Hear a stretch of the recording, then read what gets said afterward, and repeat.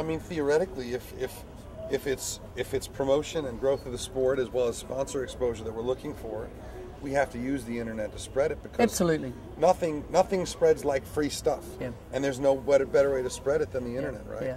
Look, I think there's been a big jump forward in terms of the way our sport that we love is put out there, whether it's television, whether it's internet, whether it's the new forms, whatever they take. But it's about giving people access. And the sailors actually have to, and they're getting better, we're all getting better at it, the sailors have to realise if they want to be professional yachtsmen that they have to learn to cope with having having people like yourselves or a television company having access to what they're talking about on the boat, what they're seeing on the boat. And afterwards. And after it, and they are. I mean, I think BMW Oracle, these guys have they've done great. pretty good, and they've perfect segue. I think, in fact, I know there's a list over there with little pictures of people at the Alinghi tent.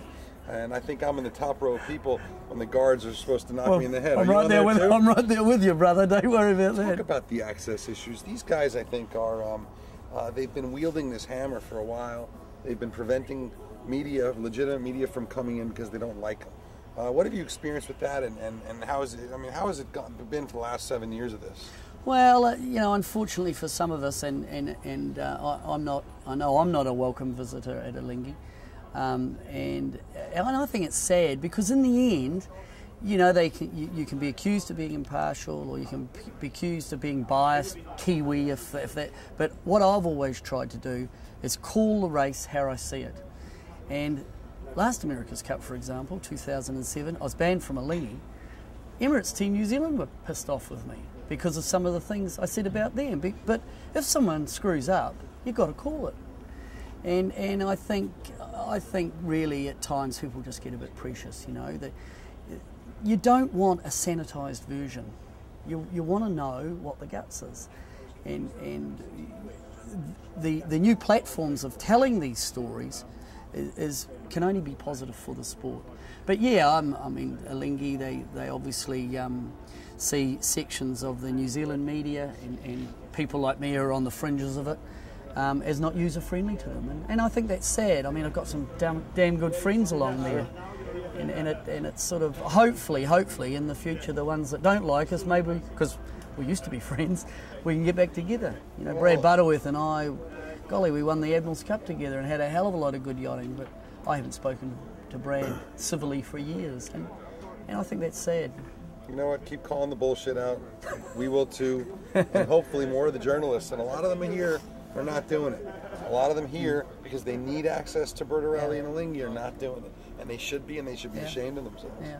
So you keep doing it, I'll keep doing it. Hopefully these guys will keep doing it. Yeah. And people like Bertarelli and even Emirates Team New Zealand won't get pissed. They'll just understand that you can't close the door on honesty. No, the Kiwis are pretty. I mean, they are for the most Dalton's part. An old mate of mine, yeah, and it was an episode. When it got a little bit ugly, I just said, "Hey Grant, if you screw up, if you don't protect the right at this place in the summertime, you're going to get rolled," and they did, and they got to realise that it's just be truthful. Yeah. And getting back, the way stuff is, I think motor racing is a good example of what you can do.